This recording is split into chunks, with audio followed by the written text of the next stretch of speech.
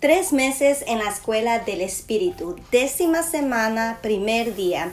Lea Hechos capítulo 20, versículo 1 al 12 y dice: Cuando se aplacó el alboroto, Pablo mandó llamar a los discípulos para infundirles ánimo. Después se despidió de ellos y partió para Macedonia. Recorrió aquella región confortando a los fieles con abundantes exhortaciones y finalmente llegó a Grecia, donde pasó 3 meses. Cuando estaba a punto de embarcar para Siria, supo que los judíos habían organizado un complot contra él, así que decidió regresar por Macedonia. Lo acompañaban Sópater, hijo de Pirro y natural de Berea, los tesalonicenses Aristarco y Segundo, Gayo de Derbe y Timoteo, y también Tíquico y Trófimo, oriundos de la provincia de Asia. Estos se nos adelantaron y nos esperaron en Troas. Nosotros, después de la fiesta de la Pascua, tomamos el barco en Filipos y a los 5 días nos unimos a ellos en Troas, donde pasamos una semana.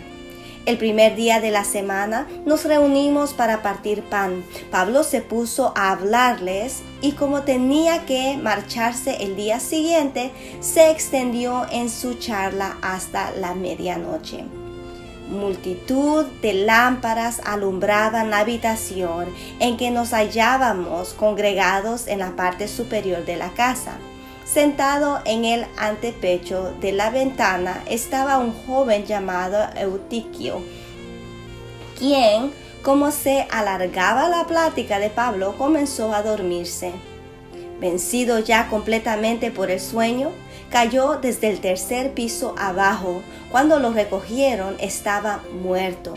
Pablo bajó rápidamente y se tendió sobre él. Lo tomó luego en sus brazos y les dijo: «No os preocupéis, está vivo». Subió otra vez y continuó con el partimiento del pan, y una vez que hubo comido, prolongó su charla hasta el amanecer. Concluido todo, se marchó.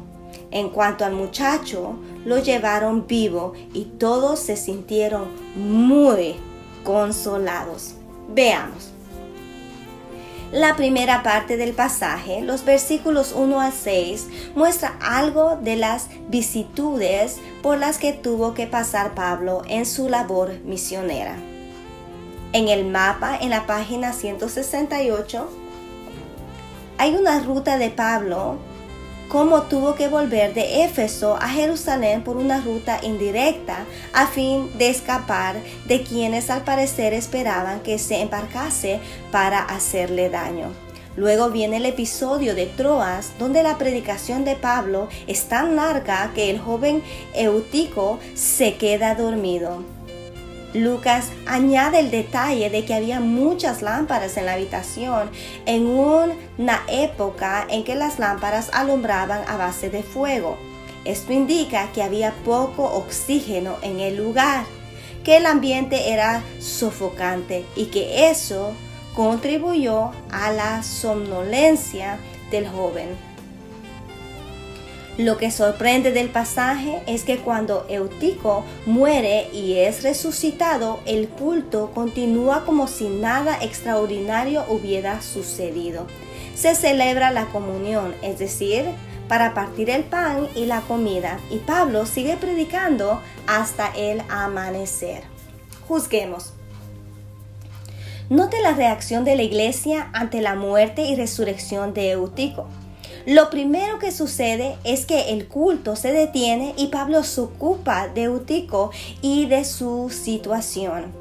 A veces en nuestras iglesias pensamos que nuestros cultos y nuestros programas son tan importantes que pase lo que pase deben continuar adelante, como si no nos importa la condición de la sociedad que nos rodea. Esto nos recuerda la parábola del buen samaritano y las gentes religiosas que pasaron de largo. Aquí sucede todo lo contrario. La agenda de la iglesia se interrumpe porque hay alguien en necesidad y hay que responder a esa necesidad. En nuestra iglesia, ¿estamos dispuestos a interrumpir nuestras agendas en pro de las necesidades de quienes nos rodean? Lo segundo que sorprende en el pasaje es la reacción de la iglesia ante la resurrección de Eutico. Si se regocijan, pero regresan a su culto como si no se tratara de una cosa tan extraordinaria. Pablo sigue predicando hasta el amanecer. ¿Por qué? Ciertamente, no porque el milagro no sea grande, sino porque hay otro milagro aún más grande. La vida misma de la iglesia y la presencia de Dios en su vida, en común y en el partimiento del pan. No es que no perciban el milagro de Eutico, es que están escuchando la palabra de Dios y la actividad de esa palabra es más milagrosa, poderosa, sorprendente y sobrecogedora que la resurrección de un muerto. La iglesia es un milagro. Ese es el tema principal del libro de Hechos. Es un milagro de Jesús por el Espíritu. Si la iglesia misma no es un milagro, si la vida y acción de la iglesia son tan rutinarias que nos hacen falta otros milagros para confirmar nuestra fe, quizás nos sea necesario redescubrir el mensaje de Hechos sobre la actividad del Espíritu en la iglesia. Actuemos. Escriba en su cuaderno de reflexiones la siguiente frase y complétela. Mi iglesia es un milagro porque... y escríbalo allí. Termina esa frase de tantas maneras como le sea posible. Ore dando gracias por todo lo que ha podido escribir. Hágase el propósito de compartir esto con el resto de la iglesia.